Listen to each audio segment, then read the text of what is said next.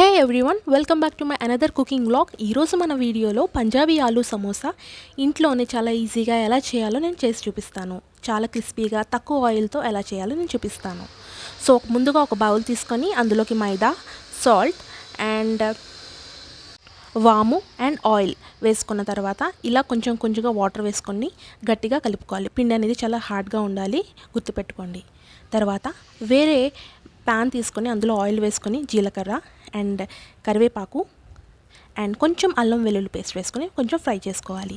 Fry చేసుకున్న తర్వాత boiled మనం పొటాటో తీసుకొని వేసుకున్న తర్వాత కొంచెం పసుపు, ధనియాల పొడి, జీరా పౌడర్ అండ్ చాట్ మసాలా వేసుకొని కొంచెం ఉప్పు వేసుకున్న తర్వాత పచ్చిమిర్చి వేసుకున్న తర్వాత మనకి మన స్టఫ్ అనేది రెడీ అయిపోతుంది అనమాట. ఇది సైడ్ పెట్టుకోండి, కొంచెం చల్లారనివ్వాలన్నమాట. సో తర్వాత మనం ఈ మైదా పిండిని తీసుకొని అచ్చం వీడియోలో చూపిస్తున్నట్టు విధంగా ఇలా మనం ఒత్తుకోవాలన్నమాట. ఈ మాత్రం మందంగా ఉండాలి. సో ఒకదాని మీద ఒకటి ఇలా పరుచుకోవాలి. పరుచుకున్న తర్వాత సెంటర్లో ఇలా కట్ చేయాలన్నమాట. సో మనకి సమోసా షీట్స్ అనేవి వస్తాయన్నమాట. ఈ ఆలూ సమోసా కాబట్టి ఇది కొంచెం మందంగా ఉంటుంది. సో ఈ విధంగా నేను వీడియోలో చూపిస్తున్నట్టు విధంగా ఇలా ఫోల్డ్ చేసుకోవాలన్నమాట.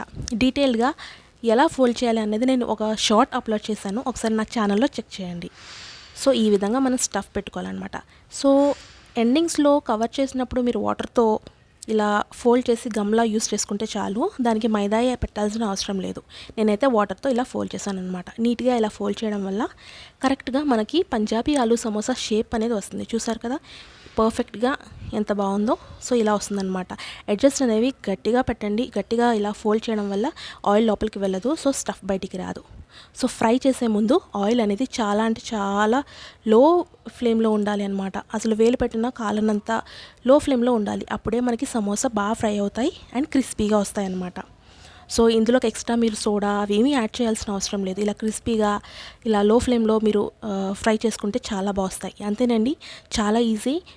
మీరు కూడా ఇంట్లో ట్రై చేయండి. చాలా ఈజీ స్నాక్, చాలా ఈజీగా అయిపోతుంది. ఇలాగే మీరు నా వీడియోస్ చూస్తూ షేర్ చేస్తూ సపోర్ట్ చేయండి. And thanks for watching. ఇలాగే మీరు నచ్చినట్లయితే ఒక కమెంట్ చేయండి. అండ్ నెక్స్ట్ మీకు ఏ రెసిపీస్ కావాలో నాకు కమెంట్ చేయండి. Thanks for watching. Please like, share and subscribe. Thank you so much.